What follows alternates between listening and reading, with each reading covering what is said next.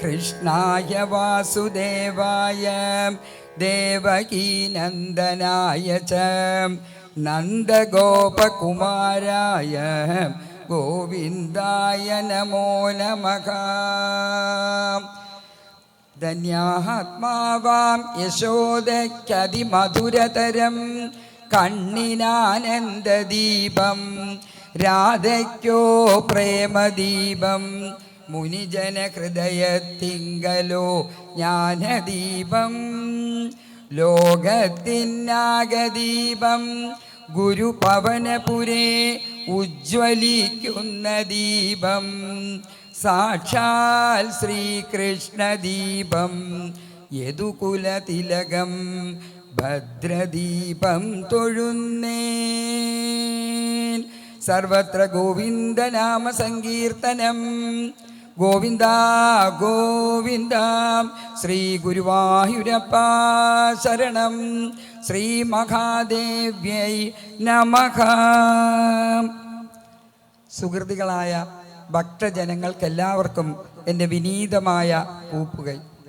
42ാമത് അഖില ഭാരത മഹാസത്രത്തോടനുബന്ധിച്ച് ഈ ഉള്ളവൾക്കും ഒരു അവസരം ഇവിടെ തന്നതിന് സത്രസമിതിയോടും അതുപോലെ തന്നെ സത്രസമിതിയുടെ ഉപാധ്യക്ഷനും പ്രോഗ്രാം കൺവീനർക്കും ഞാൻ എൻ്റെ ഹൃദയം നിറഞ്ഞ കൃതജ്ഞത ആദ്യം തന്നെ അറിയിക്കുകയാണ്. ഈ സത്രത്തിൽ എനിക്ക് തന്നിരിക്കുന്ന വിഷയം കുന്തി സ്തുതി, അതായത് ഭാഗവതത്തിലെ ആദ്യത്തെ സ്തുതി. ധാരാളം സ്തുതികളുണ്ട്, നിങ്ങൾക്ക് എല്ലാവർക്കും അറിയാം. പക്ഷേ ആദ്യത്തെ സ്കന്ധത്തിൽ 8ാമത്തെ ദശകത്തിൽ തന്നിരിക്കുന്നതായ ആ കുന്തി സ്തുതി എല്ലാം കൊണ്ടും നമുക്ക് എല്ലാവർക്കും, പ്രത്യേകിച്ച് സ്ത്രീകൾക്ക്, അതിലും അമ്മമാർക്ക് കുന്തി മാതാവിൻ്റെ ആ സ്തുതി എത്രത്തോളം ഹൃദിസ്ഥമാക്കണം, എത്രത്തോളം അത് മനസ്സിലാക്കണം എന്നുള്ളത് നമ്മൾ ചിന്തിക്കേണ്ടതാണ്. കുന്തി എപ്പോഴാണ് കുന്തി മാതാവ് ഈ സ്തുതി ചെയ്യുന്നത്, ആരോടാണ് ചെയ്യുന്നത്, ഏത് സന്ദർഭത്തിലാണ് ചെയ്യുന്നത് എന്നുള്ളതെല്ലാം വ്യാസഭഗവാൻ വളരെ മനോഹരമായി ഭാഗവതത്തിലൂടെ നമുക്ക് കാണിച്ചു തരികയാണ്. കാരണം ഇത് അനുഭവിച്ച് അറിഞ്ഞ ഒരു കഥയാണ്. കുന്തി മാതാവിനെ മനസ്സിലാക്കിയാൽ മാത്രമേ നമുക്ക് ഇത് മുഴുവനായി ഹൃദിസ്ഥമാക്കാൻ സാധിക്കുകയുള്ളൂ. ഒരു അപേക്ഷ കൂടിയാണ്. നമ്മളിവിടെ ഈ 1 മണിക്കൂർ ഇരിക്കുമ്പോൾ എല്ലാവരും ഒന്ന് മനസ്സുകൊണ്ട് നമ്മൾ ഇവിടെ കാണേണ്ടത് ആ ഒരു രംഗം മാത്രമായിരിക്കണം എന്നുള്ളതാണ്. കുറച്ച് നേരത്തേക്ക്, എത്ര ചൂടിലാണ് നമ്മൾ ഇവിടെ വന്ന് നിങ്ങളെല്ലാവരും ഈ ഭാഗവതത്തിൻ്റെ ഭാഗമായിരിക്കുന്നത്. അഹോഭാഗ്യം അഹോഭാഗ്യം എന്നല്ലാതെ ഒന്നും പറയാനില്ല. അതിനും കണ്ടുകൊണ്ടാണ് ഇവിടെ ഒരു കാര്യം എന്നോട് എടുത്തു പറയാൻ പറഞ്ഞു പലരും. അതായത് നമ്മുടെ ഈ സ്റ്റേജിൽ ഇവിടെ ഇട്ടിരിക്കുന്നതായിട്ടുള്ള ആ ഒരു കോപ്പർ കൊണ്ട് നിങ്ങൾ കണ്ടു കാണും. അത് 15ാം അധ്യായം ഭഗവത്ഗീതയിലെ ഊർധ്വമൂലമദശാഖം എന്ന് തുടങ്ങുന്ന ആ ഒരു അധ്യായത്തെ പ്രതിനിധീകരിച്ചു കൊണ്ടുള്ള ഒരു പ്രതീകാത്മകമായിട്ടാണ് ഇവിടെ അത് ഗുരുവായൂരിൽ നിന്നുള്ള രാമേട്ടൻ എന്ന് പറയുന്ന അവരുടെ സംഘം അത് ചെയ്തിരിക്കുന്നത്. അതുകൂടി ഒന്ന് ഓർമ്മപ്പെടുത്താൻ പറഞ്ഞതുകൊണ്ട് സന്ദർഭവശാൽ പറഞ്ഞു എന്ന് മാത്രം. ഇനി വിഷയത്തെക്കുറിച്ച് അല്ലെങ്കിൽ കുന്തി സ്തുതിയിലേക്ക് കടക്കുന്നതിന് മുൻപ് ആ ഒരു രംഗം എന്താണ്, ഇതിനു മുമ്പ് സംഭവിച്ചത് ഇവിടെ പറഞ്ഞു, ഭാഗവത പശ്ചാത്തലം പറഞ്ഞു കഴിഞ്ഞു. എങ്കിലും ഒരു കാര്യം തുടങ്ങുന്നതിന് മുമ്പ് അതിന് മുൻപ് സംഭവിച്ചതിനെ കൂടി നമ്മൾ ഓർക്കേണ്ടതായിട്ടുണ്ട്. പല യോനികൾ കിട്ടി, പല യോനികളിലൂടെ കടന്നുപോയിരിക്കുന്നതായ നമ്മൾ അവസാനം മനുഷ്യജന്മം സ്വീകരിച്ചു വന്നിരിക്കുകയാണ്. ഈ മനുഷ്യജന്മത്തിൽ നമുക്ക് ഈ കലികാലത്ത് ചെയ്യാവുന്ന ഏറ്റവും വലിയ ധർമ്മം, ഭാഗവത ധർമ്മം എന്ന് പറയുന്നത് എന്താണ്? നാമസങ്കീർത്തനം. ഈ നാമസങ്കീർത്തനത്തിൽ കൂടി മാത്രമേ നമുക്ക് ഭഗവാനെ അടയുവാൻ പറ്റുകയുള്ളൂ.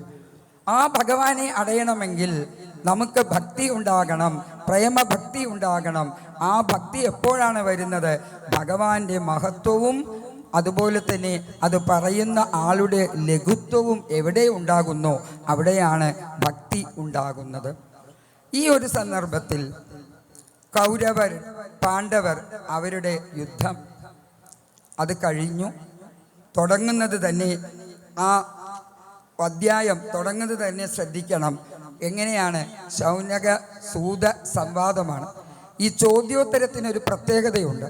ഏറ്റവും നല്ല നല്ല ചോദ്യങ്ങൾ ചോദിച്ചാൽ മാത്രമേ മറുപടി പറയുന്ന ഗുരുക്കന്മാർക്ക് വളരെയധികം സന്തോഷമുണ്ടാവുകയുള്ളൂ. പല കഥകളിലൂടെ ആണ് നമുക്ക് ഭാഗവതം ഇത് പറഞ്ഞു തരുന്നത്. ഈ കഥകൾ വെറും കഥകളായിട്ട് കാണാതെ അവയിലുള്ള തത്വത്തെ മനസ്സിലാക്കിക്കൊണ്ട് കുന്തി സ്തുതിയിലെ കുന്തി തത്വം എന്താണെന്ന് മനസ്സിലാക്കിക്കൊണ്ട് മുന്നേറിയാൽ നമുക്ക് ജീവിതത്തിൽ നേരിടാവുന്ന പലതരത്തിലുള്ള പ്രതിബന്ധങ്ങളെയും നമുക്ക് ഇല്ലാതാക്കാൻ പറ്റും. മനസ്സിന് ശാന്തി ലഭിക്കും. കാരണം ആധുനിക യുഗത്തിൽ നമ്മളെല്ലാവരും ആഗ്രഹിക്കുന്നത് ഈ ശാന്തിയാണ്. സമാധാനം തേടിയുള്ള നമ്മുടെ ഈ യാത്രയിൽ കുന്തിസ്തുതിയുടെ പ്രസക്തി വളരെയധികം വർദ്ധിക്കുകയാണ്. അപ്പോൾ ഈ രംഗം എങ്ങനെയാണ് തുടങ്ങുന്നത്? ഇവർ ചോദ്യം ചോദിക്കുകയാണ്, എന്താണ് സംഭവിച്ചത്? വ്യാസഭഗവാനും നാരദരും തമ്മിലുള്ള സംഭാഷണത്തിന് ശേഷം വ്യാസഭഗവാൻ എന്ത് ചെയ്തു എന്നാണ് ചോദ്യം. അതിന് മറുപടിയായിട്ട് പറയുകയാണ്, വ്യാസഭഗവാൻ എന്ത് ചെയ്തു? സമാധിയിൽ പോയി. നാരദർ പറഞ്ഞതനുസരിച്ച് ഭഗവാന്റെ ലീലാഗുണങ്ങളെ വർണ്ണിച്ചിട്ടില്ല എന്ന് പറഞ്ഞതുകൊണ്ട് ആ ലീലാഗുണങ്ങളെ വർണ്ണിക്കുവാൻ തുടങ്ങി. കാരണം ആ ലീലാഗുണങ്ങൾ കൂടി വർണ്ണിച്ചാൽ മാത്രമേ ഭാഗവതത്തിലൂടെ വ്യാസഭഗവാന് സമാധാനം കിട്ടുകയുള്ളൂ. ആരാണ് വ്യാസരെന്നറിയാം? ഭഗവാന്റെ അവതാരം.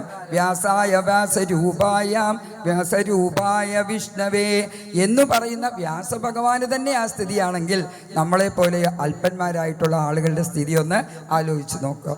അപ്പോൾ ഭഗവാൻ വ്യാസഭഗവാൻ സരസ്വതി നദിയിൽ കുളിച്ച് സമാധിസ്ഥനായി തൻ്റെ ആശ്രമത്തിൽ ഇരിക്കുന്ന സമയത്ത് അദ്ദേഹത്തിൻ്റെ മനസ്സിൽ വരുന്നതായിട്ടുള്ള ആ രൂപം അദ്ദേഹം കണ്ടു.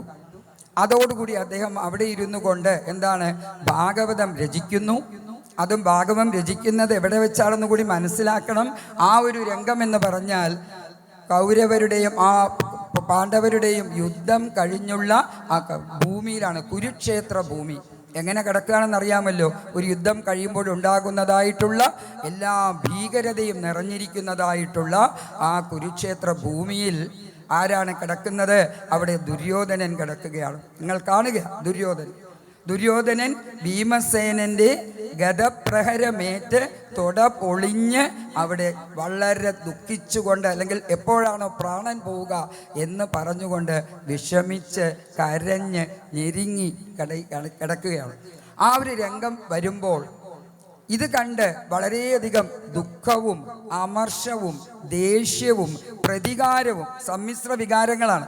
ഈ വികാരത്തോടുകൂടി അവിടെ ഒരാൾ വന്നു ചേരുകയാണ്. ആരാണെന്നറിയാം? ആരാണത്? ദ്രോണപുത്രനായ അശ്വത്ഥാമാവ്. അശ്വത്ഥാമ വെറുതെ അല്ല വന്നിരിക്കുന്നത്.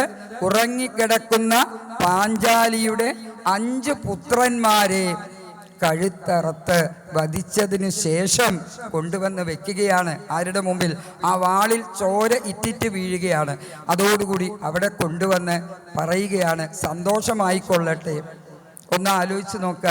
ആർക്കെങ്കിലും ജീവൻ പോകുന്ന സമയത്ത് ഒരു ഗ്ലാസ് പാൽപ്പായസം തരാമെന്ന് പറഞ്ഞാൽ നമുക്ക് കഴിക്കാൻ പറ്റുമോ? നമുക്കതിന് താല്പര്യം കാണുമോ? എന്ന് പറഞ്ഞതുപോലെ ദുര്യോധന സന്തോഷമാകും എന്നാണ് അശ്വത്ഥാമാവ് വിചാരിച്ചത്.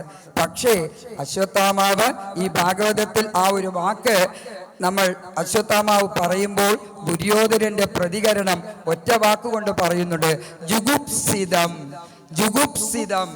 ഈ കാര്യം അത്രയും വയ്യാതെ കിടക്കുമ്പോൾ ജുഗുപ്സിതം എന്ന് പറഞ്ഞാൽ ഇത് നിന്ദനീയമായ ഒരു പ്രവൃത്തി തന്നെയാണ് എന്ന് പറയുന്ന ദുര്യോധനന്റെ ഒരു സാത്വിക ഭാവം ചെറിയ തോതിൽ അവിടെ നമ്മൾ കാണുന്നുണ്ട് എന്നുകൂടി മനസ്സിലാക്കണം. കാരണം ഈ ഒരു എന്താണ് 5 കുട്ടികളെ ഇല്ലാതാക്കിയാൽ വളരെ സന്തുഷ്ടരാകുമെന്നാണ് വിചാരിച്ചത്. പക്ഷെ യാതൊരു സന്തോഷവുമില്ല. അതുകൊണ്ട് പിന്നീട് എന്താണ് ഈ വിവരം ആരാണ് അറിയുന്നത്? 5 കുട്ടികൾ മരിക്കുന്ന ഒരമ്മയുടെ സ്ഥിതി ആലോചിക്കുക. ആരാണ്? പാഞ്ചാലി. പാഞ്ചാലി കരഞ്ഞുകൊണ്ട് 5 കുട്ടികളുടെയും ഈ ദാരുണമായ ഈ അന്ത്യം കണ്ട് വിലപിച്ചുകൊണ്ട് നിൽക്കുമ്പോൾ അർജുനൻ വന്ന് പറയുകയാണ്, ഹേ മംഗളരൂപേ, യാതൊന്നും കൊണ്ടും നീ വിഷമിക്കേണ്ട എന്ന് പറയാൻ പറ്റില്ല. എന്ന് പറയാൻ പറ്റുമോ? ഒരു 5 കുട്ടികൾ പോയവരുടെ നേരെ നോക്കി അങ്ങനെ പറഞ്ഞില്ല. ഇതിന് പകരമായി ഞാൻ എന്ത് ചെയ്യാം? ഞാൻ ചെന്ന് അശ്വത്ഥാമാവിൻ്റെ തല അറുത്തു കൊണ്ടുവന്ന് നിന്റെ മുൻപിൽ വെക്കാം. അതിനെ ആസനമാക്കിക്കൊണ്ട് അതിൻ്റെ മുകളിൽ ഇരുന്നു കൊണ്ട് കുട്ടികളുടെ ഉദകക്രിയകൾ ചെയ്താൽ മതി എന്ന് പറഞ്ഞു. ഇത് പറയലും കഴിഞ്ഞു. ഉടൻ തന്നെ അർജുനൻ പോവുകയാണ്. ആരാണ് സാരഥി? ശ്രീകൃഷ്ണ ഭഗവാൻ സാരഥി ആയിക്കൊണ്ട് അതിവേഗം ആ രഥത്തിൽ അങ്ങനെ പാഞ്ഞു പോവുകയാണ്. രഥത്തിൽ പാഞ്ഞു പോകുന്ന സമയത്ത് ഹനുമാന്റെ കൊടിയടയാളമുണ്ട്. ആ രഥം അങ്ങനെ വളരെ വേഗത്തിൽ പോകുമ്പോൾ തൊട്ടു മുൻപിൽ ആരാണ്? കുതിരപ്പുറത്ത് അശ്വത്ഥാമാവ് പോയിക്കൊണ്ടിരിക്കുക. അശ്വത്ഥാമാവ് വളരെ വേഗം പോകുന്നു. തൊട്ടുപുറകിൽ തന്നെ അർജുനനും പോവുകയാണ്. അങ്ങനെ പോയിക്കൊണ്ടിരിക്കുമ്പോൾ നിവർത്തിയില്ല, ഇനി എനിക്ക് രക്ഷപ്പെടാൻ പറ്റുകയില്ല എന്ന് മനസ്സിലാക്കിയ സമയത്ത് അശ്വത്ഥാമാവ് എന്തു ചെയ്തു? ബ്രഹ്മാസ്ത്രം പ്രയോഗിച്ചു. ആചമനം ചെയ്ത് ബ്രഹ്മാസ്ത്രം പ്രയോഗിച്ചു. ബ്രഹ്മാസ്ത്രത്തിൻ്റെ അത് ഉപസംഹരിക്കാനുള്ള വിദ്യ പിതാവ് പോലും പറഞ്ഞു കൊടുത്തിട്ടില്ല മകന് എന്നുള്ളതാണ് ആലോചിക്കേണ്ടത്. ആ കാര്യം ഏറ്റവും പ്രിയ ശിഷ്യനായ അർജുനന് മാത്രമേ അറിയുള്ളൂ.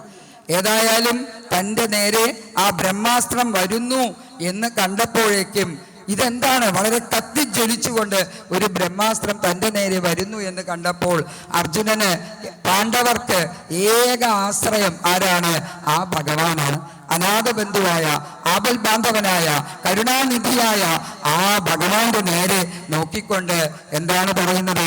അഭയം കര, ഭഗവാനെ എന്നെ രക്ഷിക്കൂ. എന്താണിത്? എനിക്ക് മനസ്സിലാകുന്നില്ലല്ലോ. ഇവിടെ നിന്നും ഒരു അസ്ത്രം വരുന്നുണ്ടല്ലോ. അത് കണ്ടപ്പോൾ ഭഗവാന് മനസ്സിലായി ഇത് അശ്വത്ഥാമാവിൻ്റെ പ്രയോഗമാണ് എന്ന് അദ്ദേഹം മനസ്സിലാക്കി. ഉടൻ തന്നെ അർജുനനോട് എന്താണ് പറയുന്നത്? തിരിച്ച് ബ്രഹ്മാസ്ത്രം പ്രയോഗിക്കുക.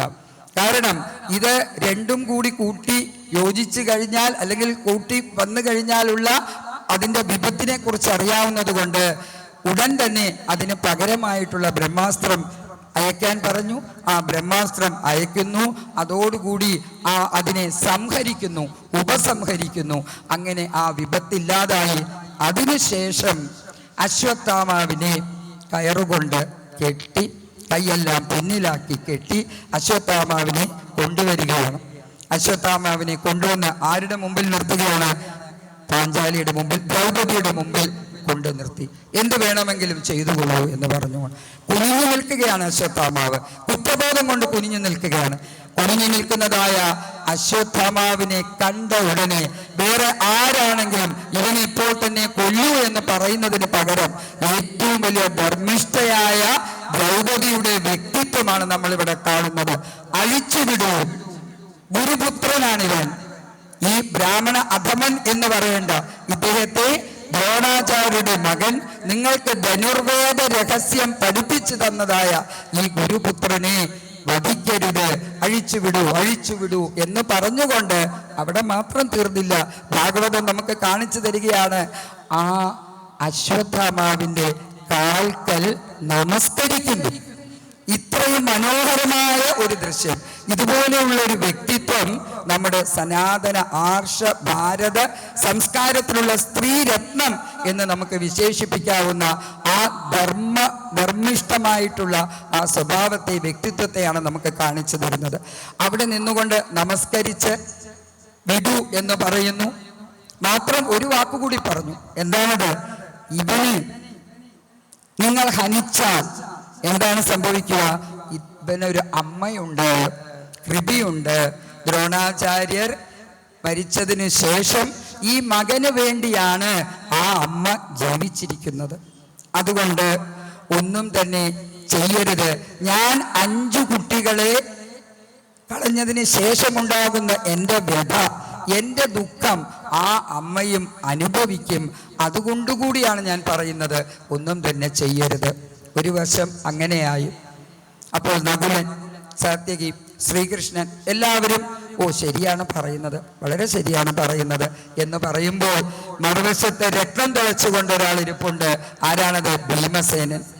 ഭീമസേനൻ പറഞ്ഞു, ഒരിക്കലും ഇത് സംഭവിക്കരുത്. ഇത് സംഭവിക്കരുത്. ഉടൻ തന്നെ വധത്തിനുള്ള ഏർപ്പാടാണ്. വധിക്കുകയെ നിവൃത്തിയുള്ളൂ, വേറെ യാതൊരു വിധത്തിലുള്ള പോംവഴിയുമില്ല എന്ന് പറഞ്ഞുകൊണ്ട് നിൽക്കുന്നതായിട്ടുള്ള രംഗം ആലോചിച്ച് നോക്കുക. ഒരു വശത്ത് വധിക്കണമെന്നും വേറൊരു വശത്ത് വധിക്കണ്ട എന്നും പാഞ്ചാലി ഒരു വശത്ത്, ഭീമസേനൻ ഒരു വശത്ത്, സംശയത്തോടുകൂടി നോക്കി നിൽക്കുന്ന അർജുനൻ എന്ത് ചെയ്യണമെന്നറിയാതെ സംശയത്തോട്. എന്ത് സംശയം വന്നാലും സംശയാത്മാ വിനശ്യതി എന്ന ഭഗവത്ഗീതയിൽ പറയുന്ന ഭഗവാനുണ്ടല്ലോ കൂടെ, ഭഗവാന് യാതൊരു വിധത്തിലുള്ള സംശയവുമില്ല. അപ്പോൾ ഭഗവാൻ പറയുന്ന വാക്കുകളാണ് നമ്മൾ ശ്രദ്ധിക്കേണ്ടത്. നമ്മുടെ ജീവിതത്തിൽ വരുന്നതായിട്ടുള്ള ഇങ്ങനെയുള്ള ഘട്ടങ്ങളിൽ ഭഗവാൻ പറയുകയാണ്, ആരാണോ നമ്മളെ വധിക്കാൻ വരുന്നത് അവരെ വെറുതെ വിട്ടുകൂടാ, അവരെ നമ്മൾ ചെയ്തേ പറ്റൂ, വധിക്കേ പറ്റൂ. പക്ഷേ പാഞ്ചാലി പറഞ്ഞതിലും കാര്യമുണ്ട്, ഭീമസേനൻ പറഞ്ഞതിലും കാര്യമുണ്ട്. ഞാൻ ഇതിനെക്കുറിച്ചെല്ലാം വ്യക്തമായിട്ട് സ്മൃതി പുരാണങ്ങളിൽ പറഞ്ഞിട്ടുണ്ട്. ഒരു കാര്യം ഞാൻ പറയുകയാണ്, എന്താണ് യുക്തം എന്ന് തോന്നുന്നത് അതുപോലെ ചെയ്തു കൊള്ളുക. ഭഗവത്ഗീതയുടെ അവസാനത്തിൽ നിങ്ങൾക്ക് കാണാം ഭഗവാൻ പറയുന്നത്, ഏതാണോ ഞാൻ പറഞ്ഞു കഴിഞ്ഞു, ഇതിൽ ഏതാണോ വേണ്ടത് എന്ന് സ്വീകരിച്ചു കൊള്ളുക. അതായത് നമുക്ക് ഈ വഴികൾ പറഞ്ഞു തരിക, കാണിച്ചു തരിക, ഇതാണ് ഭഗവാന്റെ ഉദ്ദേശം. അതിൽ നിന്നും ധർമ്മമാർഗത്തിൽ പോകണമോ അധർമ്മ മാർഗത്തിൽ പോകണമോ, ന്യായത്തിലേക്ക് പോകണമോ അന്യായത്തിലേക്ക് പോകണോ എന്നുള്ള തീരുമാനം വിവേകമതികളായ ഓരോ വ്യക്തിയും എടുക്കേണ്ടതാണ് എന്ന് ഭഗവാൻ അർജുനൻ വഴി ഇവിടെ ഇരിക്കുന്ന നമുക്ക് ഓരോരുത്തർക്കും പറഞ്ഞു തരികയാണ്.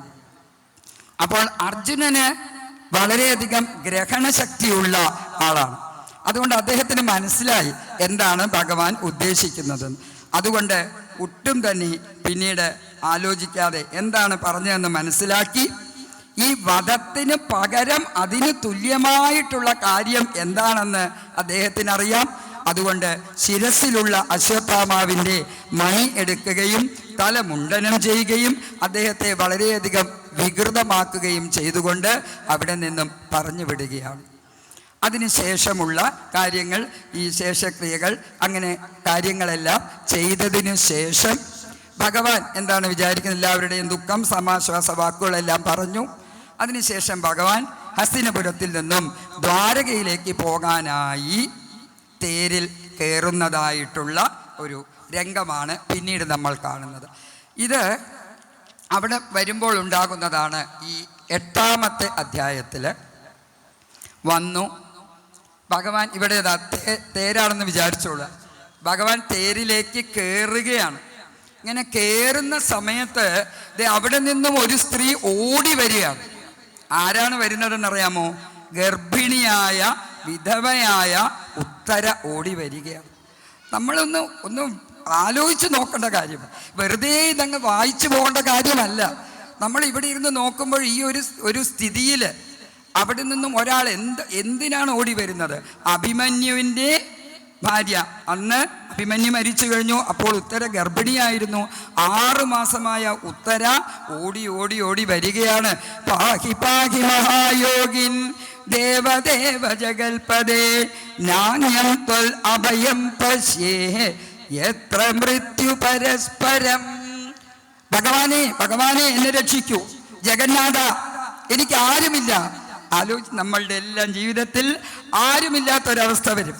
ഭർത്താവുണ്ട്, കുട്ടികളുണ്ട്, അവരുണ്ട്, ഇവരുണ്ടെന്നെല്ലാം കരുതും. പക്ഷേ ഒരേ ഒരാൾ മാത്രമേ അനാഥ ബന്ധുവായിട്ടുള്ളൂ. ആരാണ്? സാക്ഷാൽ ശ്രീകൃഷ്ണൻ. ആ ഓടി വരുന്ന സമയത്ത് പറയാണ്, ജഗന്നാഥ എന്നെ രക്ഷിക്കൂ. ഒരു കാര്യം കൂടി ഞാൻ പറയാം, കാമം ദഹതുമാം നാഥ മാമേ ഗർഭോ നിപാത്യതാം.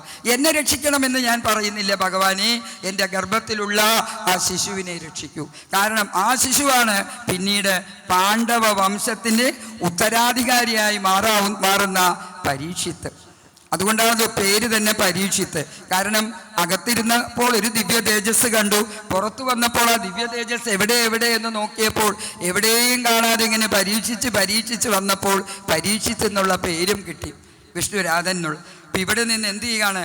അപ്പോൾ സൂതൻ ചോദിച്ച ചോദ്യത്തിന് എന്നെ രക്ഷിക്കൂ, എന്നെ രക്ഷിക്കൂ എന്ന് ഉത്തരോവാച, അതായത് ഉത്തര പറയുകയാണ്. അപ്പോൾ ഉത്തര പറഞ്ഞതും ഇവിടെ ആലോചിക്കണം. ഞാനിവിടെ ഇരുന്ന് കഥ പറയുകയാണ്, അല്ലെങ്കിൽ ഈ കുന്തിസ്തുതി പറയുമ്പോൾ എൻ്റെ പുറകെ ഒരു ബ്രഹ്മാസ്ത്രം വല്ലതും വന്നാൽ എന്താണ്, ഇങ്ങനെ പാഹി പാഹി മഹായോഗിൻ എന്ന് ഞാൻ പറയുമോ? അല്ല, ഉരുണ്ടടിച്ച് ഞാൻ താഴോട്ട് അയ്യോ അയ്യോ എന്ന് പറഞ്ഞ് നിലവിളിച്ച് ഓടുന്നവരാണ് നമ്മളെല്ലാവരും. അത്രയൊക്കെ ഉള്ളതേ നമുക്കുള്ള കഴിവുള്ളൂ. മായയിൽ പെട്ടുകിടക്കുന്ന, സംസാരത്തിൽ പെട്ടുഴലുന്ന നമ്മൾ എത്ര പറഞ്ഞു തന്നാലും പിന്നീട് നമ്മുടെ വായിൽ നിന്ന് അതേ വരികയുള്ളൂ. അപ്പോൾ ഇവിടെ അത് കണ്ടു, വ്യസനം വീക്ഷ, അവരുടെ ദുഃഖം കണ്ടപ്പോൾ അവിടെ നിന്ന് ആ ഒരു ബ്രഹ്മാസ്ത്രത്തിൽ നിന്ന് 5ആയിട്ട് പിരിഞ്ഞ് ഒന്ന് പാണ്ഡവരുടെ നേരെയും ഒന്ന് ഉത്തരയുടെ നേരെയാണ് വരുന്നത്. ആലോചിച്ചൊക്കെ, ഇങ്ങനെ ബ്രഹ്മാസ്ത്രം മിസൈൽ എന്നൊക്കെ പറഞ്ഞ് കേട്ടിട്ടുണ്ട്.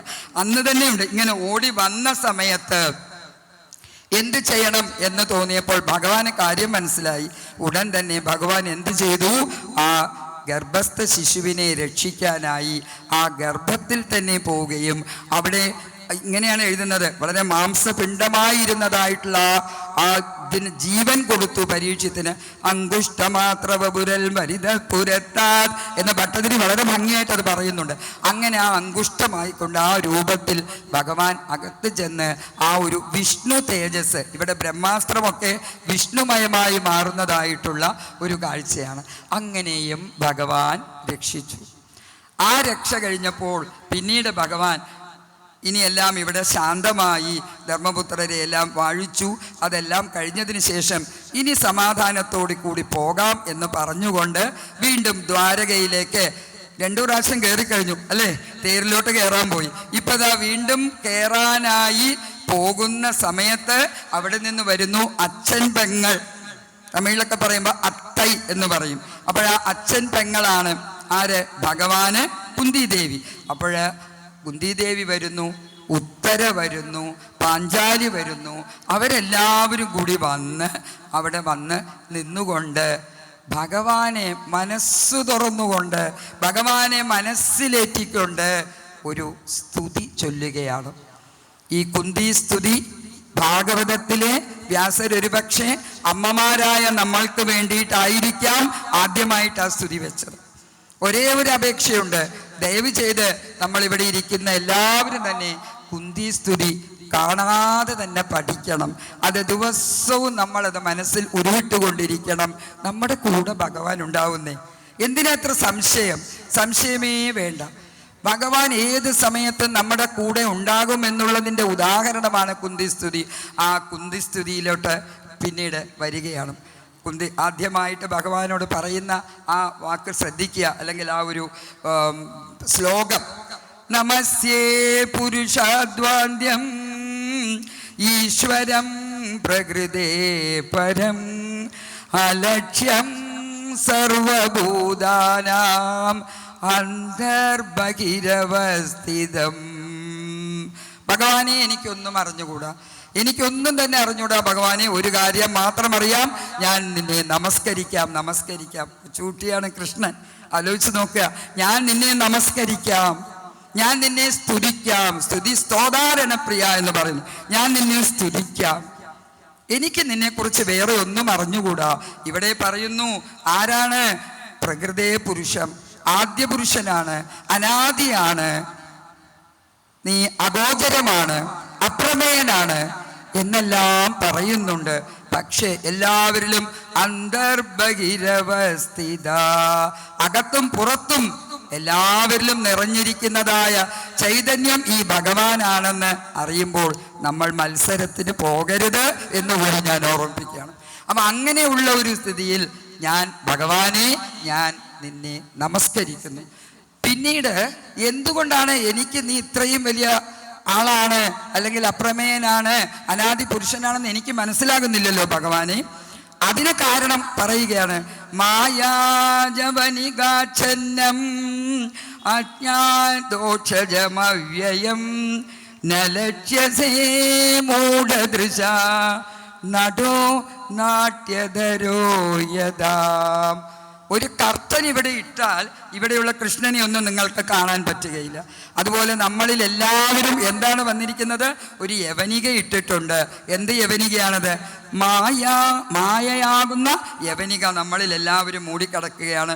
അതുകൊണ്ട് ഈ നടൻ ശ്രീകൃഷ്ണനായിട്ടോ ദുശ്ശാസനായിട്ടോ ദുര്യോധനനായിട്ടോ വന്ന് കളിക്കുന്ന സമയത്ത് ആ നടനെ മാത്രമേ നമ്മൾ അറിയുകയുള്ളൂ, ആ നടൻ്റെ നാട്യമേ അറിയുകയുള്ളൂ. പക്ഷേ ശരിയായ നടൻ്റെ രൂപം എന്താണെന്ന് നമുക്ക് അറിയുകയില്ല. ആ നടനെ നമ്മൾ മനസ്സിലാക്കിയിട്ടില്ല. നമ്മൾ സിനിമയിലൊക്കെ വില്ലനായിട്ട് അഭിനയിക്കുന്നവർ നമ്മൾ പറയില്ലേ, ചിലപ്പോൾ അദ്ദേഹം നല്ല മനുഷ്യനാണ്, പക്ഷേ അഭിനയിക്കുമ്പോഴാണ് വില്ലനായിട്ട് വരുന്നത് എന്ന് പറഞ്ഞതുപോലെ അതിൻ്റെ പുറകിലുള്ള ആ ശരിയായ നടനെ മനസ്സിലാക്കാത്തതുപോലെ ഹേ ഭഗവാനെ, ഈ മായയാകുന്ന ഇതിൽ ശരിയായ നടനെ ഞങ്ങൾ മനസ്സിലാക്കിയിട്ടില്ല. അതുകൊണ്ട് ഞാൻ വീണ്ടും നമസ്കരിക്കുന്നു. പക്ഷേ തഥാ പരമഹംസാനാം മുനീനാം അമലാത്മനാം യോഗ വിധാനാർത്ഥം കഥം പശ്യേമഹി സ്ത്രീയകാം. വലിയ വലിയ മുനിമാര്, വലിയ വലിയ ജ്ഞാനികള്, അവരെല്ലാവരും വളരെ സമാധിയിലിരുന്നു കൊണ്ട് ചിലപ്പോൾ കണ്ടിട്ടുണ്ടാകാം, മനസ്സിലാക്കിയിട്ടുണ്ടാകാം. പക്ഷേ ഞാൻ നിന്നെ വിളിക്കുന്നതായിട്ടുള്ള എന്താണ് വിളിക്കുന്നത്? നിങ്ങളിവിടെ ഇരിക്കുന്ന എല്ലാവർക്കും അറിയാവുന്ന പ്രസിദ്ധമായ ശ്ലോകം എല്ലാവരും തന്നെ ഒപ്പം ചൊല്ലാം, യാതൊരു വിധത്തിലുള്ള മടിയും വിചാരിക്കേണ്ട. കൃഷ്ണായ വാസുദേവായ ദേവകീ നന്ദനായ ച നന്ദഗോപകുമാരായ ഗോവിന്ദായ നമോ നമഃ. ആരാണ്?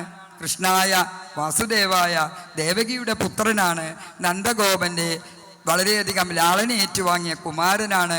ഹേ ഗോവിന്ദ, ഞാൻ അങ്ങയെ വീണ്ടും വീണ്ടും നമസ്കരിക്കുന്നു. ഈ ഒരു ശ്ലോകം എന്നെയൊക്കെ സംബന്ധിച്ചിടത്തോളം എൻ്റെ കുട്ടിക്കാലത്ത് ഞങ്ങളുടെ അമ്മ പറഞ്ഞു തന്നതാണ്, കൃഷ്ണായ വാസുദേവ. പക്ഷേ എനിക്ക് അറിഞ്ഞുകൂടായിരുന്നു ഈ കൃഷ്ണായ വാസുദേവായ എന്നത് കുന്തി സ്തുതിയിൽ ഈ പ്രത്യേക രംഗത്ത് കുന്തി ഭഗവാനെ സ്തുതിക്കുന്നതാണെന്നൊന്നും എനിക്ക് അറിഞ്ഞുകൂടായിരുന്നു. അതുകൊണ്ട് നമുക്കിപ്പോൾ ചെയ്യാൻ പറ്റുന്നത് നമ്മുടെ കുട്ടികൾക്ക് ഒന്ന് പറഞ്ഞു കൊടുക്കുക. കൃഷ്ണായ വാസുദേവായ തന്നെ എത്രത്തോളം കുട്ടികൾ പറയുന്നുണ്ടെന്ന് അറിഞ്ഞുകൂടാ. അത് പറഞ്ഞു കൊടുക്കുന്നതിനോടൊപ്പം തന്നെ ഈ ഒരു രംഗം, അല്ലെങ്കിൽ ആ കുന്തി ദേവിയാണ് ശ്രീകൃഷ്ണനോട് പറഞ്ഞെന്നെങ്കിലും പറഞ്ഞു കൊടുക്കുക. അതിനുശേഷം പറയാണ്, താമരപ്പൂ കൊണ്ട് അലങ്കൃതനായിരിക്കുന്ന ഭഗവാനെ നോക്കി പറഞ്ഞു, നമ പങ്കജനാഭായ നമ പങ്കജമാലിനേ നമ പങ്കജനേത്രായ നമസ്തേ പങ്കജാംഗ്രയേ. എങ്ങനെയുള്ള ഭഗവാനാണ്?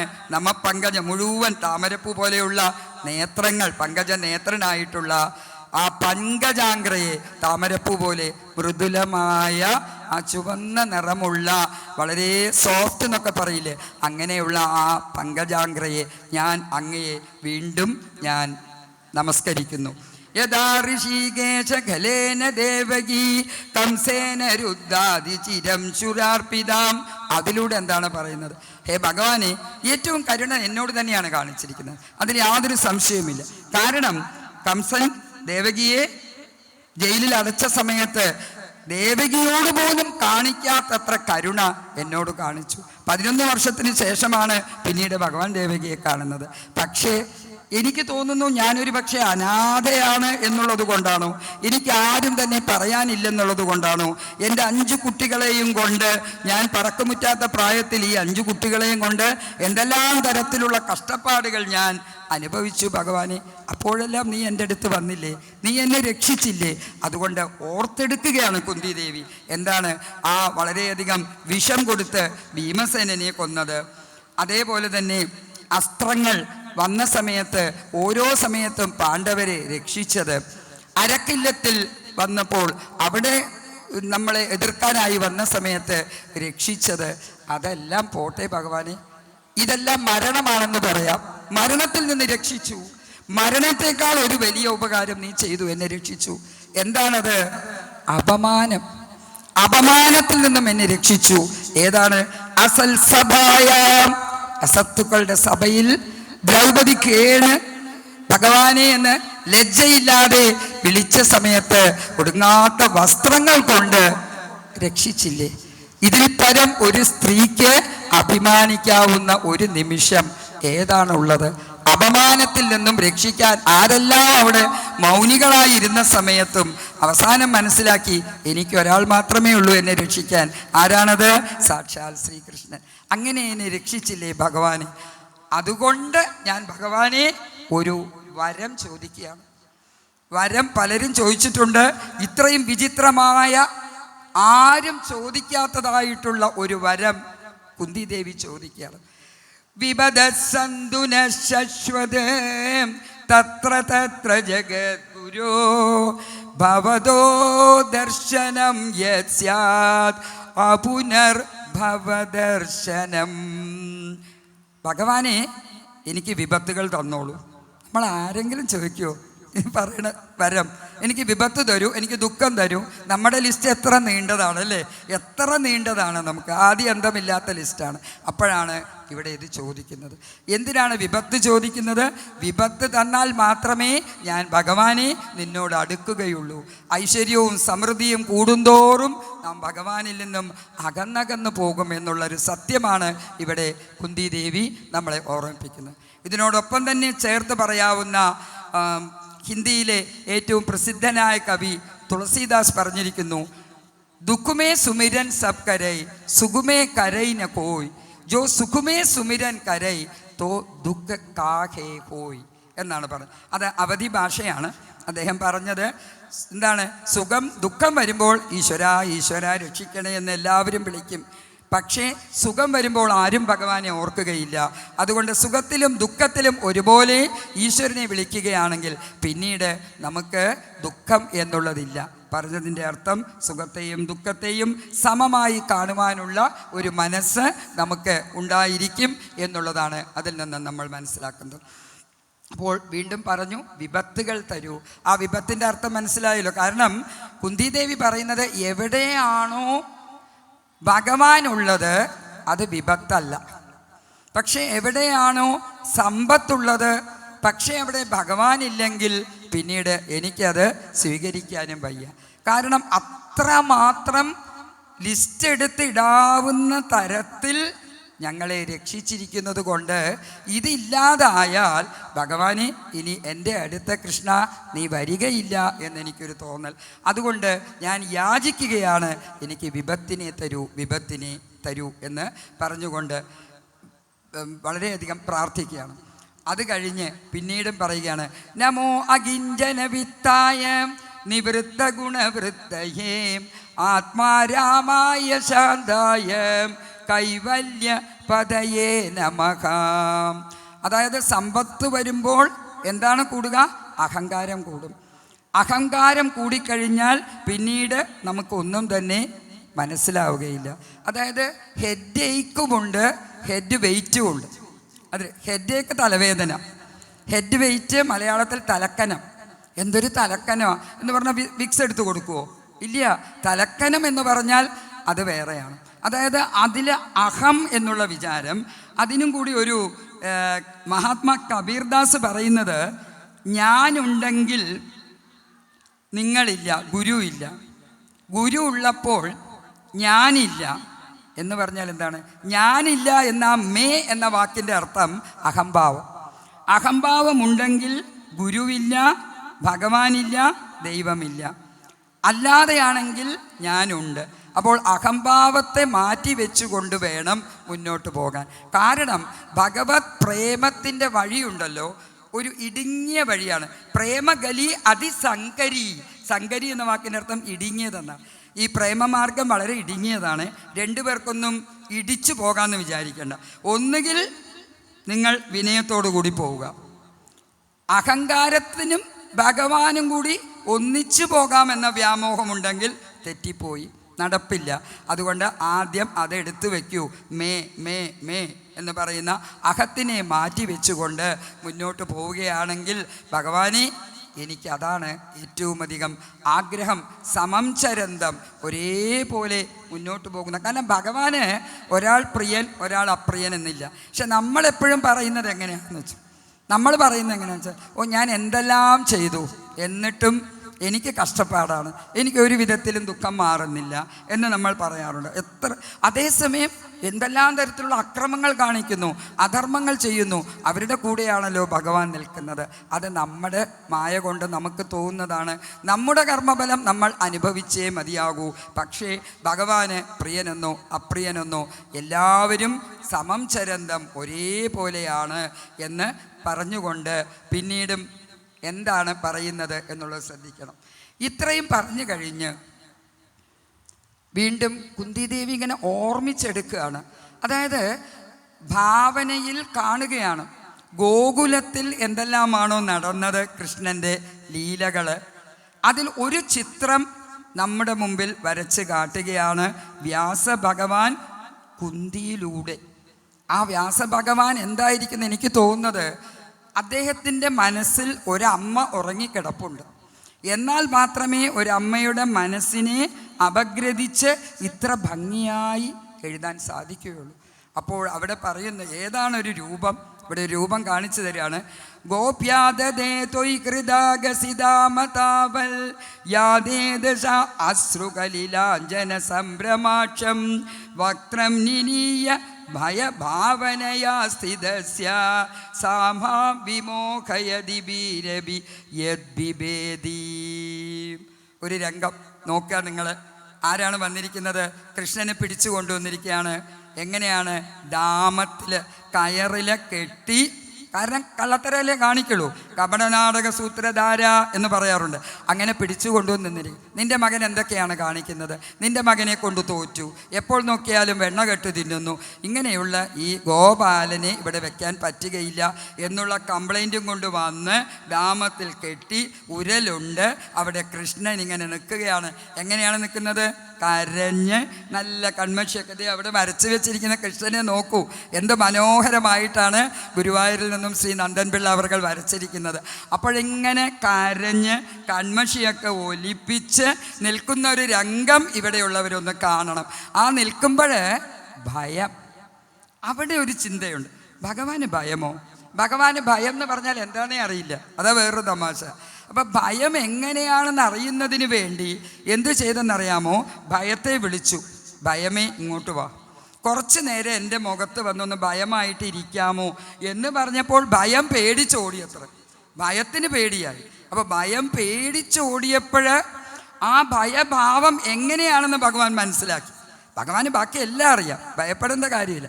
ആ ഭാവം മനസ്സിലാക്കി പതുക്കെ തൻ്റെ മുഖത്ത് അത് കൊണ്ടുവന്ന് ആ പേടിച്ചരണ്ട് നിൽക്കുന്നതായിട്ടുള്ള ആ രൂപമാണ് കൃഷ്ണ എനിക്കിഷ്ടം. ഞാൻ അതിനെയാണ് മനസ്സിൽ കാണുന്നത് എന്ന് പറയുമ്പോൾ വീണ്ടും ഞാൻ നിങ്ങൾ കേട്ട് കാണും മഹാത്മാ സൂർദാസ്. ഹിന്ദിയിലെ സൂർദാസിനെ കുറിച്ച് കേട്ട് കാണും. സൂർദാസ് എന്ന് പറഞ്ഞാൽ വാത്സല്യത്തിൻ്റെ സമ്രാട്ടാണ് അദ്ദേഹം. അദ്ദേഹം തീർച്ചയായിട്ടും യശോദ തന്നെയാണ്. അദ്ദേഹത്തിൻ്റെ മനസ്സിൽ മാതൃത്വം തുളുമ്പി നിൽക്കുകയാണ്. ഇതേപോലൊരു രംഗമുണ്ട്. പിടിച്ചു കൊണ്ടുവന്ന് കൃഷ്ണനെ ഗോപികമാരെല്ലാവരും കൂടി, അല്ലെങ്കിൽ അവിടെയുള്ളവരെല്ലാവരും, കാരണം നവനീതം ആ വെണ്ണ കട്ടു, സത്യത്തിൽ വെണ്ണയല്ല കട്ടത്, ചിത്തമാണ് കട്ടത്. ചിത്തച്ചോരൻ എന്നാണ് അതുകൊണ്ട് വിളിക്കുന്നത്. അവിടെ കൊണ്ടുവന്ന് നിർത്തിയ സമയത്ത് മയ്യ മേനഹി മാഖന് ഖായോ, എൻ്റെ പൊന്നമ്മേ, വ്രജഭാഷയാണ് മയ്യ. മയ്യ മേനഹി മാഖന് ഖായോ, എൻ്റെ അമ്മേ ഞാൻ വെണ്ണ കട്ട് തിന്നിട്ടില്ലെന്ന്. വെണ്ണ കട്ട് തിന്നിട്ടില്ലെന്നോ? പിന്നെ നിൻ്റെ കവിളിലൊക്കെ കാണുന്നത് ഇതെന്താണ്? ഇവിടെയൊക്കെ ഉണ്ടല്ലോ. അത് അമ്മയ്ക്ക് അറിഞ്ഞുകൂടാഞ്ഞിട്ടാണ്. എൻ്റെ കൂട്ടുകാരൊക്കെ ഭയങ്കരന്മാരാണ്. അവരെന്ത് ചെയ്തു? അവർ വെണ്ണ മുഴുവൻ തിന്നു അമ്മേ, എന്നിട്ട് എൻ്റെ കവിളിൽ വാരി തേച്ചു. ഞാൻ നിരപരാധിയാണ്, അമ്മയ്ക്ക് എന്നെ അറിയില്ലേ, ഞാൻ എത്ര പാവമാണമ്മേ എന്ന് പറഞ്ഞു കഴിഞ്ഞപ്പോൾ അടുത്ത ജസ്റ്റിഫിക്കേഷൻ കൊടുക്കുകയാണ് ഈ ഉണ്ണികൃഷ്ണൻ ബാലഗോപാലൻ. എന്താണ് പറഞ്ഞത്? അവിടെ ഉറിയിലാണ്, ഫ്രിഡ്ജില്ലല്ലോ അന്നൊന്നും, ഉറിയിലാണ് വെണ്ണ വെച്ചിരിക്കുന്നത്. ഉറി വളരെയധികം പൊക്കത്തിലാണ്. ഞാനാണെങ്കിൽ അമ്മയെ വളരെ ചെറുതാണ്. ഞാൻ ചെറുതായതുകൊണ്ട് അമ്മയെ എൻ്റെ കയ്യും ചെറുതാണ്. അപ്പോൾ ഈ ചെറിയ കൈ വെച്ചുകൊണ്ട് അത്രയും ഉയരത്തിലുള്ള ആ ഉറിയിൽ നിന്നും ഞാൻ വെണ്ണ എടുക്കുമെന്ന് അമ്മ വിശ്വസിക്കുന്നുണ്ടോ? എനിക്ക് വേറെ ആരോടും പറയേണ്ട കാര്യമില്ല എന്ന് പറഞ്ഞപ്പോൾ ഒരു വടിയൊക്കെ ആയിട്ട് നിന്ന ആ യശോദാമ്മ എന്ത് ചെയ്തു? വടിയെടുത്ത് ദൂരെ കളഞ്ഞിട്ട് തൻ്റെ ബാലഗോപാലനെ, തൻ്റെ ഉണ്ണിക്കണ്ണനെ, തൻ്റെ കൃഷ്ണനെ മാറോട് ചേർത്തതായിട്ടുള്ള നിരവധി പദം എന്നാണ് പറയുന്നത്. സൂർദാസിൻ്റെ പദം എന്നാണ് പറയുന്നത്. കബീർദാസിൻ്റെ ദോഹയാണെങ്കിൽ സൂർദാസിൻ്റെ പദമാണ്. ആ കൃഷ്ണനെ കൊണ്ടുവന്നപ്പോൾ, ആ കൃഷ്ണനെ കണ്ടപ്പോൾ അതീവ സുന്ദരൻ, സൗന്ദര്യത്തിന് പറയേണ്ട കാര്യമില്ല. ആ രൂപമാണ് എനിക്ക് ആ സൗന്ദര്യ രൂപിയായ കൃഷ്ണൻ. സൗന്ദര്യോത്തരതോപി സുന്ദരതരം ത്വദ്രൂപമാശ്ചര്യതോപി ആശ്ചര്യം ഭുവനേന കസ്യ കുതുകം പുഷ്ണാതി വിഷ്ണോ വിഭോ. സൗന്ദര്യോത്തരതോപി സുന്ദരതരം, എന്ത് വാക്കൊക്കെയാണ് മേൽപ്പത്തൂർ ഭട്ടതിരി നമിക്കണം നമ്മൾ ഉപയോഗിച്ചിരിക്കുന്നത്. ആശ്ചര്യം തോന്നുന്നു. ഏതാണ് ആശ്ചര്യമില്ലാത്തത്? ഭഗവാന്റെ ഏത് രൂപമാണ് ആശ്ചര്യമില്ലാത്തത്? ബഹുവിധ വ്യക്തിത്വമുള്ള, ബഹുമുഖ വ്യക്തിത്വമുള്ളതാണ്. ഏത് രീതിയിലെടുത്തോളൂ, ഗൃഹസ്ഥൻ എന്നുള്ള രീതിയിലെടുക്കുകയാണെങ്കിലും, കുട്ടികളുടെ കൂടെ കളിക്കുമ്പോഴും, കള്ളത്തരം കാണിക്കുന്ന കപടനാടക സൂത്രധാരനാണെങ്കിലും, അനാഥബന്ധുവായിട്ടുള്ള കൃഷ്ണനാണെങ്കിലും, അതുപോലെ ഗോപികളുടെ മനസ്സ് കവർന്ന് അവരുടെ നിഷ്കാമ ഭക്തിയുടെ മുമ്പിൽ തോറ്റുകൊടുത്തതായിട്ടുള്ള കൃഷ്ണനും, ഇതൊന്നും പോരാതെ ഏറ്റവും നല്ല രാജ്യതന്ത്രജ്ഞൻ, ഡിപ്ലോമാറ്റിക്കായിട്ട് വളരെ നയപരമായിട്ട് എങ്ങനെയാണ് ഒരു രാജ്യവും വ്യക്തികളെയും കൊണ്ടുപോകേണ്ടത് എന്നുകൂടി കാണിച്ചു തരുന്നതായ ആ കൃഷ്ണൻ്റെ ഈ രൂപമാണ് എനിക്ക് ഓർമ്മ വരുന്നത് എന്നാണ് പറയുന്നത്. കേചിദാഹുരജം ജാതം പുണ്യശ്ലോകസ്യ കീർത്തയേ യദോ പ്രിയസാന്വവായേ മലയസ്യേവ ചന്ദനം. പിന്നെ ഭഗവാന്റെ കീർത്തിയെക്കുറിച്ച് പറയാണ്. ചിലവരൊക്കെ പറയുന്നു, ഭഗവാനെ നിങ്ങൾ ദശാവതാരം എടുത്തു, ലീലകൾ എടുത്തു, എന്തിനാണ് ഈ ലീലകളൊക്കെ? ഇതിൻ്റെയൊക്കെ ആവശ്യമുണ്ടോ? പക്ഷേ ആ ലീല നല്ലതാണ്. പക്ഷെ ആ ലീലയുടെ നാട്യത്തിനകത്ത് തന്നെ കാണിക്കുന്നതായിട്ടുള്ള നാട്യമാണ് എനിക്ക് മനസ്സിലാകാത്തത്. ചിലർ പറയുന്നു, യദുവംശം നിങ്ങൾക്ക് വളരെയധികം ഇഷ്ടമാണ്, അതുകൊണ്ട് യദുവംശത്തിൽ വന്നു പിറന്നു എന്ന് പറയുന്നു. എന്നാൽ വേറെ ചിലരാണ് എന്താണ് പറയുന്നത്, നമ്മുടെ ഒരു തമിഴ് ഇതിൽ പറയുന്നുണ്ട്, ഭഗവാൻ അവതരിച്ചത് ഭൂപാരം തീർക്കഭാരതം പോർമുടിത്ത ശീലാം ഗോപാലകൃഷ്ണനാന ആദി മൂലാപരിപാലാം ആവണിരോഹിണിയിൽ അഷ്ടമിയിലെ നല്ല അർദ്ധജാമ നേരത്തിൽ അവതരിത്തോനിയും. അർദ്ധജാമ നേരത്തിൽ എന്തിനാണ്? ഭൂഭാരം തീർക്കുന്നതിന് വേണ്ടി ആണ് ഭഗവാനെ നിങ്ങൾ അവതരിച്ചത്. അപരേ വാസുദേവസ്യ ദേവക്യാം യാജിതോ അഭ്യഗാത്. ദേവകിയുടെയും വസുദേവയുടെയും യാചനപ്രകാരം അങ്ങ് അവതരിച്ചു എന്ന് പറയുന്നു. ഇനി അതല്ലാതെ ഭൂഭാരം തീർക്കുന്നതിന് വേണ്ടി എന്ന് പറയുന്നു. പക്ഷേ ഇതെന്തിനു വേണ്ടിയാണെങ്കിലും നമ്മൾ ചെയ്യേണ്ട കാര്യം എന്താണെന്ന് വ്യാസഭഗവാൻ കുന്തിയിലൂടെ പറയുകയാണ്. ശൃണ്വന്തി ഗായന്തി ഗൃണന്ത ഭീഷ്ണശഖ സ്മരന്തി നന്ദന്തി തവേഹിതം ജനാകാം. ഗൃണ്വന്തി ഗായന്തി ശൃണ്വന്തി, ഭഗവത് കഥകൾ കേൾക്കുക. ഇപ്പം ഇവിടെ ഇരുന്നു കൊണ്ട് അവിടെ പാത്രം കഴുകുന്നുണ്ടാകും പലരും. അവരുടെ കാതുകളിൽ ഇത് വീഴുമ്പോൾ അവിടെയും പുണ്യമാണ്. അതുകൊണ്ട് കേൾക്കുക. ശ്രവണം കീർത്തനം എന്ന് പറഞ്ഞ് നവതാഭക്തി പറയുന്നുണ്ട് പ്രഹ്ലാദൻ. അപ്പം അതിൽ കേൾക്കുക. കേട്ടാൽ മാത്രം പോരാ, ഭജന രൂപത്തിലോ നമുക്കറിയുന്ന രീതിയിലോ പ്രത്യേകിച്ചും കലികാലത്തിൽ പാടുക പാടുക പാടുക, ഭഗവാനെ സ്മരിക്കുക. അതുപോലെ സ്മരന്തി, അത് കഴിഞ്ഞ് തനിയെ ഇരിക്കുന്ന സമയത്ത് ഏപ്രിൽ 14 കഴിഞ്ഞു, നിങ്ങളെല്ലാവരും വീട്ടിൽ പോകുന്നു, ഞാനും പോകുന്നു. നമ്മൾ വിചാരിക്കും സ്മരന്തി, ഞാൻ കേട്ടതായിട്ടുള്ള എന്തെല്ലാമാണ് അവിടെ ഉണ്ടായിരുന്നു. ഗോപികാ സംഗമത്തിൽ കണ്ട കൃഷ്ണനെ ഓർക്കുന്നു. അതുപോലെ ഏതെല്ലാം ആചാര്യന്മാർ എന്തെല്ലാം പറഞ്ഞു തന്നു, എത്ര പാട്ടുകൾ കേട്ടു. അങ്ങനെ ഭഗവത് കഥകൾ സ്മരന്തി സ്മരന്തി സ്മരന്തി. കാരണം ഇവയെല്ലാം നമ്മുടെ മനസ്സിൽ നെഗറ്റീവായിട്ടുള്ള ചിന്തകളെ മാറ്റും, നമ്മുടെ മനസ്സിന് ശരിയായ ഒരു വഴി കാണിക്കും എന്നുള്ളത് ഓർക്കുക. നന്ദന്തി തവേഹിതം ജനാഹ. അതുകൊണ്ട് ജീവന്മാരെ രക്ഷിക്കുന്നതിന് വേണ്ടിയാണെങ്കിലും എങ്ങനെയാണെങ്കിലും ഭഗവത് സങ്കീർത്തനം, ഭഗവാന്റെ നാമങ്ങൾ ഉച്ചരിച്ച് മടിയില്ലാതെ ലജ്ജയില്ലാതെ പാടുക. അതിനാണ് ഈ ഭജനകളിലൊക്കെ, അല്ലെങ്കിൽ ചിലവർക്കത് പാടുന്ന സമയത്ത് വളരെ ഒരു മടി തോന്നാറുണ്ട്, ലജ്ജ വിട്ടു പോവുക. അത് നമുക്കിവിടെയുള്ള ഈ ഭഗവത് ഭജനത്തിൽ നമുക്ക് ചെയ്യാൻ പറ്റും. നിങ്ങൾക്കത് തന്നെ കാണാമല്ലോ. ആ ലജ്ജയില്ലാതെ നിവൃത്ത മാർഗത്തിൽ പോയത് വ്യാസഭഗവാൻ പോകുന്നു, സുഖബ്രഹ്മർഷി പോകുന്നു. വ്യാസഭഗവാനും സുഖബ്രഹ്മർഷിയും പോയ സമയത്ത് അവിടെ എന്താണ്, അവിടെ കുളിച്ചുകൊണ്ടിരുന്നതായിട്ടുള്ള അല്ലെങ്കിൽ സ്ത്രീകളെല്ലാവരും എന്ത് ചെയ്തു, അവർക്ക് ലജ്ജ വന്നുകൊണ്ട് അവരെല്ലാവരും വ്യാസഭഗവാൻ പോയപ്പോൾ വസ്ത്രങ്ങൾ എടുത്തിട്ടു. തൊട്ടുപുറകെ സുഖബ്രഹ്മർഷി പോയപ്പോൾ ആരും ഒന്നും ചെയ്തില്ല. വ്യാസഭഗവാന്റെ മകനാണ് സുഖബ്രഹ്മർഷി. ആലോചിച്ച് നോക്കണം. അവരൊരു സംശയം എന്താ. അപ്പോൾ വ്യാസഭഗവാൻ ചോദിച്ചു, എന്താണ് നിങ്ങളിങ്ങനെ ചെയ്തത്? ഞാൻ ഇത്രയും പ്രായമായിട്ടുള്ള ഞാൻ വന്നപ്പോൾ നിങ്ങളെല്ലാവരും ഇങ്ങനെ ചെയ്തു, എൻ്റെ മകൻ, യുവാവായ മകൻ വന്നപ്പോൾ ഒന്നും ചെയ്തില്ലല്ലോ എന്ന് ചോദിച്ചപ്പോഴാണ് പറഞ്ഞത്, ഈ പറഞ്ഞ പോലെ ആത്മാരാമനാണ്, അദ്ദേഹത്തിന് ഒന്നിനെക്കുറിച്ചും ഒരു ചിന്തയില്ല. ആത്മാരാമനാണ് ഭഗവാൻ. നിവൃത്തി മാർഗത്തിലേക്ക് പോകുന്ന ആളാണ്. ജ്ഞാനമാർഗത്തിൽ ആത്മാരാമനായിരിക്കുന്ന ആൾ. ഒരു ചോദ്യം അവിടെ വരാം.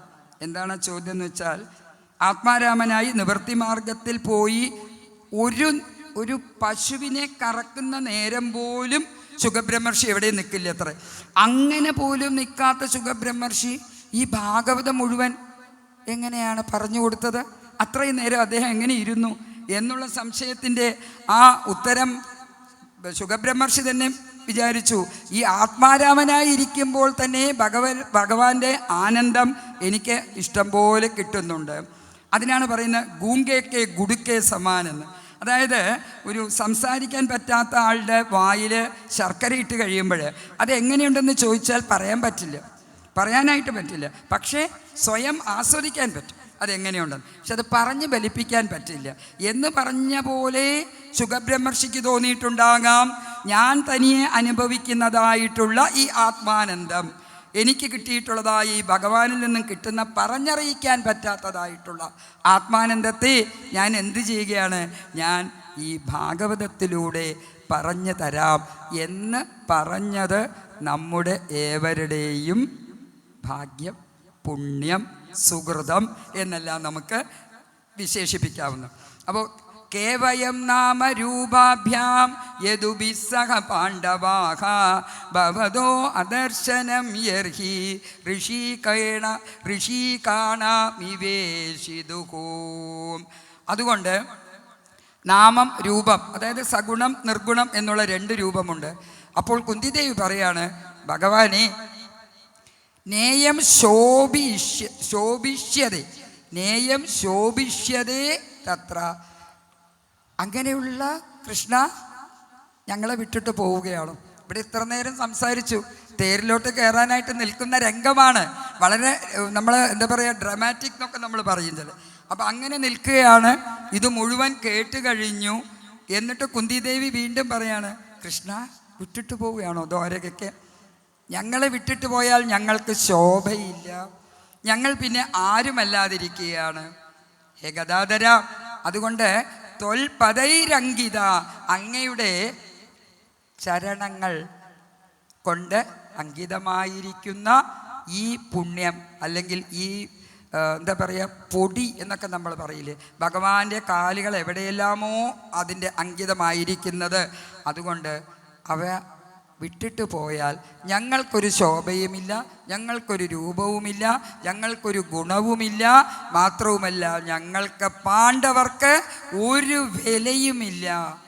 പാണ്ഡവരെന്ന് പറയുമ്പോൾ തന്നെ ഞങ്ങളുടെ അടുത്ത് ഭഗവാനെ, ഞാൻ കൃഷ്ണ നിന്നെയാണ് കാണുന്നത്. അതുകൊണ്ട് വളരെ ഫിലോസോഫിക്കലായിട്ടുള്ള ഒരു കാര്യമാണ് പറയുന്നത് അടുത്തത് കുന്തിദേവി. എനിക്ക് എന്തുകൊണ്ടാണ് ഇങ്ങനെ ഇഷ്ടം തോന്നുന്നത്? നമുക്കെല്ലാവർക്കും എന്തുകൊണ്ടാണ് ഇഷ്ടം തോന്നുന്നത്? എൻ്റെ മകൻ, എൻ്റെ മകൾ, എൻ്റെ ഭർത്താവ്, എൻ്റെ ചിറ്റമ്മയുടെ മോള്, അമ്മാവൻ, ഇങ്ങനെ ബന്ധങ്ങളിങ്ങനെ പോയിക്കൊണ്ടിരിക്കുകയാണ്. അതുകൊണ്ട് കുന്തിദേവി പറഞ്ഞു, അത വിശ്വേശ വിശ്വാത്മൻ വിശ്വമൂർത്തേ സ്വകേഷു മേ സ്നേഹപാശ മിമം ചിന്തി.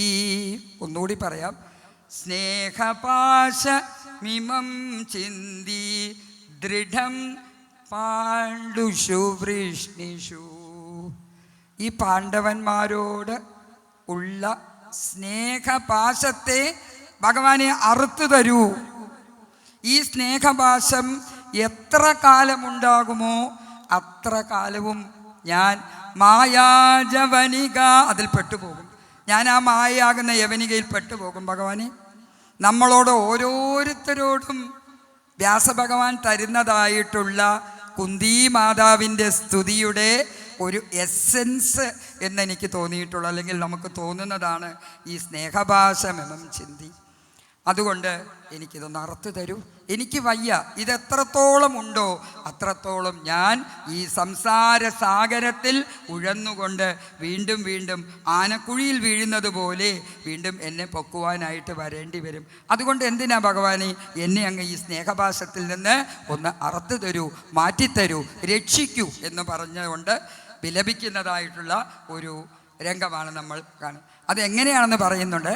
ഗംഗാ നദിയിലേക്ക്, അതുപോലെ രതി മുദ്വഹദ ദദ്ധ ഗംഗേ വൗഘമുദന്വതി, ആ സമുദ്രത്തിലേക്ക് നദികൾ ഒഴുകുന്നത് പോലെ ഞാൻ ഭഗവാനെ അങ്ങാകുന്ന ആ സമുദ്രത്തിൽ വന്ന് ലയിച്ചേക്കാം. പിന്നെ എനിക്കിതിനെക്കുറിച്ചൊന്നും യാതൊരു വിധത്തിലുള്ള ചിന്തയും ഉണ്ടാവുകയില്ല എന്ന് പറഞ്ഞുകൊണ്ട് അവസാനത്തെ ആ കുന്തിസ്തുതിയുടെ അവസാനത്തെ ലൈൻ കൂടി പറയുകയാണ്.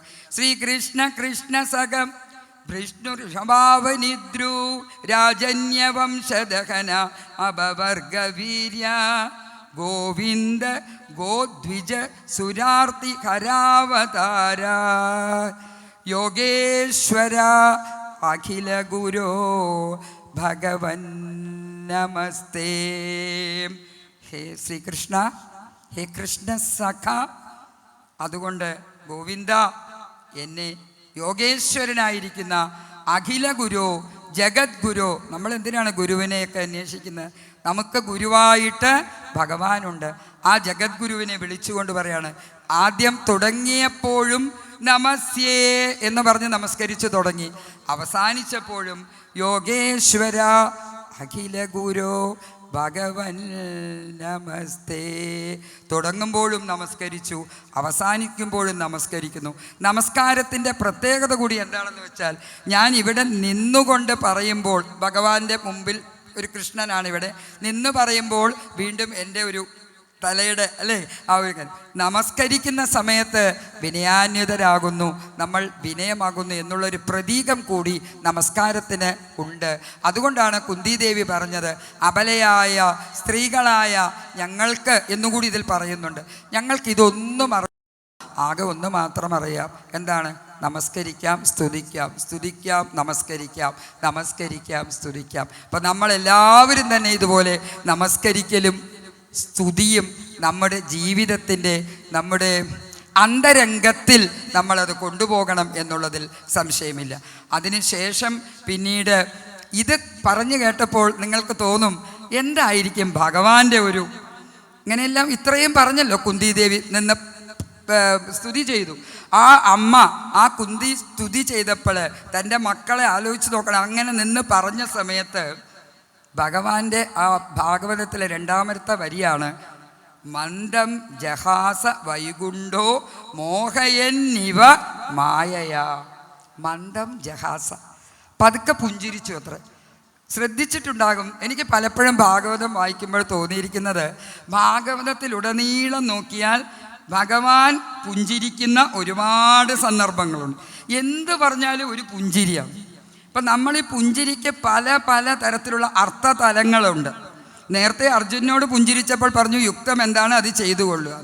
അതുപോലെ നിങ്ങളത് ശ്രദ്ധിച്ചാൽ ഒരു PhD തീസിസ് കൊടുക്കാം.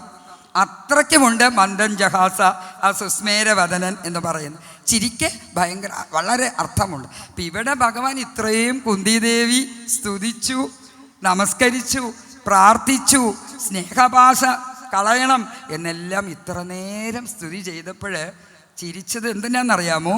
ചിരിച്ചു കഴിഞ്ഞിട്ട് മോഹയൻ ഇവ മായയ, കർട്ടനിട്ടു. ഏത് കർട്ടനായിട്ടത്? മായയുടെ ആ കർട്ടൻ വീണ്ടും കുന്തിദേവിയുടെ ആ ആദ്യത്തെ രൂപം മനസ്സിൽ വന്നു കഴിഞ്ഞപ്പോൾ ഭഗവാൻ വീണ്ടും മായയിലോട്ട് തന്നെ തള്ളിവിട്ടു. അതെന്താണെന്ന് വെച്ച് കഴിഞ്ഞാൽ, ഈ മായ ഇല്ലെങ്കിൽ ഭഗവാന് പിന്നീട് ഈ അച്ഛൻ പെങ്ങൾ എങ്ങനെയൊക്കെ പോയി തോന്നിയത് കാണിച്ചുകൊണ്ട് സ്നേഹത്തോടു കൂടി വാത്സല്യത്തോടു കൂടി കുറുമ്പ് കാട്ടി എന്ത് വേണമെങ്കിലും കാണിക്കാനുള്ളൊരു സ്വാതന്ത്ര്യം കിട്ടുമോ? കിട്ടുകയില്ല. അതുകൊണ്ട് ഭഗവാൻ എന്ത് വിചാരിച്ചു? ഈ മോഹം ആകുന്ന ആ മായയെ കൊടുത്തുകൊണ്ട് പതുക്കെ അങ്ങ് ചിരിച്ചെല്ലാം കഴിഞ്ഞ് അവരെയെല്ലാം ആശ്വസിപ്പിച്ചതിന് ശേഷം എല്ലാവരും കൂടി വീണ്ടും അവർ രഥത്തിൻ്റെ അവിടെ വന്ന് സാന്ത്വന വാക്കുകളെല്ലാം പറഞ്ഞതിന് ശേഷം രഥത്തിൽ കയറി പോകാമെന്ന് വിചാരിച്ചപ്പോൾ ധർമ്മപുത്ര കൊരൽ കുന്തി ദേവി എല്ലാവരും കുറച്ചു കാലം കൂടി ഇവിടെ താമസിച്ചിട്ടേ പോകുവാൻ പാടുകയുള്ളൂ എന്നുള്ള നിർബന്ധം, അതിനെല്ലാം വഴങ്ങി ഭഗവാൻ പോകുന്നതായിട്ടുള്ള ആ ദൃശ്യമാണ് ഈ കുന്തി സ്തുതിയിൽ നമുക്ക് കാണിച്ചു തരുന്നത്. പക്ഷേ ഇതിൽ നിന്നും നമ്മൾ മനസ്സിലാക്കിയ കുന്തി തത്വം എന്താണ്, കൃഷ്ണ തത്വം എന്താണ് എന്ന് പറയില്ലേ? കൃഷ്ണനെ അറിയുക, കുന്തി മാതാവിനെ മനസ്സിലാക്കുക. കുന്തി മാതാവിനെ സംബന്ധിച്ചിടത്തോളം 5 കുട്ടികളുടെ ദുഃഖം മാത്രമല്ല അവർ മനസ്സിൽ ഒതുക്കി വെച്ചിരിക്കുന്നത്. ആരെയാണെന്നറിയാമല്ലോ? കർണൻ, അല്ലേ? വളരെ ബാല്യകാലത്തിലുണ്ടായിരുന്ന ആ കർണൻ, ദാനശീലനായ കർണൻ്റെ അമ്മയാണ് കുന്തി. അതിങ്ങനെ കുഴിച്ചിട്ട് മനസ്സിൽ വെച്ചിരിക്കുകയാണ് ആ അമ്മ. അതുകൂടാതെയാണ് ഈ 5 പേർ. ഈ 5 പേർ ഇങ്ങനെയുള്ളൊരു സ്ഥിതിയിൽ നമ്മുടെ ആധുനിക കാലത്തിലൊക്കെ ആണെങ്കിൽ എന്താണ് സംഭവിക്കുക എന്നുള്ളത് കൂടി ആലോചിക്കണം. പേടിച്ച് ഓടി ഭയന്ന് എല്ലാറ്റിനും ഒരു പ്രശ്നപരിഹാരം എന്നുള്ള രീതിയിൽ ആത്മഹത്യയിലേക്ക് പോയിക്കൊണ്ടിരിക്കുന്നതായിട്ടുള്ള രംഗങ്ങളെല്ലാം നമ്മൾ വായിക്കുന്നുണ്ട്. അവിടെയൊക്കെയാണ് കുന്തിദേവിയുടെ ആത്മശക്തി, ആത്മവീര്യം, ഭഗവാനോടുള്ള അചഞ്ചലമായ പ്രേമം, വിശ്വാസം, ഇതെല്ലാമാണ് അവർക്ക് ഈ ധൈര്യം നൽകിയിരിക്കുന്നത്. എവിടേക്കെയോ എന്തെല്ലാമോ കൈമോശം വന്നു പോയിട്ടുണ്ടെന്നുള്ളത് നമുക്കെല്ലാവർക്കും അറിയാമെന്ന്. അതുകൊണ്ടാണ് ഒരു ചെറിയ കാര്യം വന്നാൽ പോലും ആധുനിക തലമുറയ്ക്ക് എന്ന് മുഴുവനായിട്ടല്ലെങ്കിലും ഒരു പരിധിവരെ ആ ഒരു മനസ്സിൻ്റെ സാന്നിധ്യം, ആ ആത്മവിശ്വാസം കിട്ടാതെ പോകുന്നു എന്ന് പലപ്പോഴും അങ്ങനെ തോന്നിയിട്ടുണ്ട്. അത് നമുക്ക് ചിന്തിക്കാവുന്ന കാര്യം. അങ്ങനെയുള്ള സന്ദർഭങ്ങളിൽ ഇതുപോലെയുള്ള നമ്മുടെ സ്തുതികൾ, എത്ര സ്തുതികളാണ് ഇതിലുള്ളത്. പ്രഹ്ലാദൻ എന്ന് പറയുന്ന കൊച്ചുകുട്ടിയുടെ മാനസികാവസ്ഥ നമ്മൾ കാണുന്നത്. ധ്രുവൻ ചെയ്തതാണ് ആദ്യം ഞാൻ പറഞ്ഞ 4 വരികൾ. അന്തപ്രവിശ്യ എന്ന് പറഞ്ഞത് ധ്രുവൻ്റെ സ്ഥിതിയാണ്. 5 വയസ്സ്, വെറും 5 വയസ്സാണ്, കൂടുതലൊന്നുമില്ല.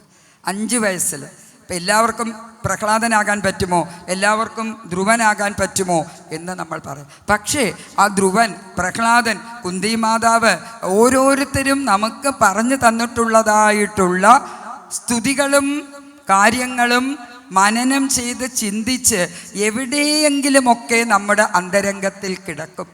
അത് തീർച്ചയായും ഓരോ സന്ദർഭം വരുമ്പോഴും നമുക്ക് തെറ്റും ശരിയും ശരിയായി ചൂണ്ടിക്കാണിക്കും.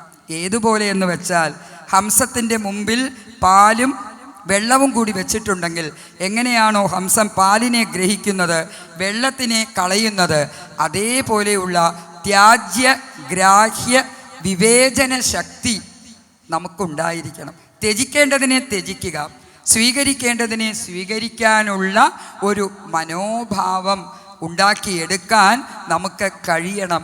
അങ്ങനെയുള്ള ആത്മവീര്യമുള്ള, ആത്മശുദ്ധിയുള്ള, ന്യായമാർഗത്തിൽ പോകുന്ന ധർമ്മിഷ്ഠരായിട്ടുള്ള സ്ത്രീരത്നങ്ങളെ ഇവിടെ ദ്രൗപദി വഴിയും അതുപോലെ തന്നെ കുന്തി മാതാവിലൂടെയും നമുക്ക് വ്യാസഭഗവാൻ വരച്ച് കാട്ടിത്തന്നിട്ടുള്ള ഈ 2 ശ്രീരത്നങ്ങളെയും നമ്മൾ ഓർത്തുകൊണ്ട് ആർഷഭാരത സംസ്കാരത്തിൻ്റെ ആ സനാതന തത്വത്തെ നമ്മൾ എപ്പോഴും നിലനിർത്തണം.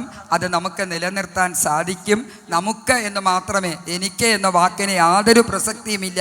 ഞാനിവിടെ ആരുമല്ല, നമ്മളാണ്, നമ്മൾ ഒന്നിച്ചാണ്. ഞാനെന്ന വാക്ക് പറയുന്നതേ തെറ്റാണെന്നുള്ളതാണ്.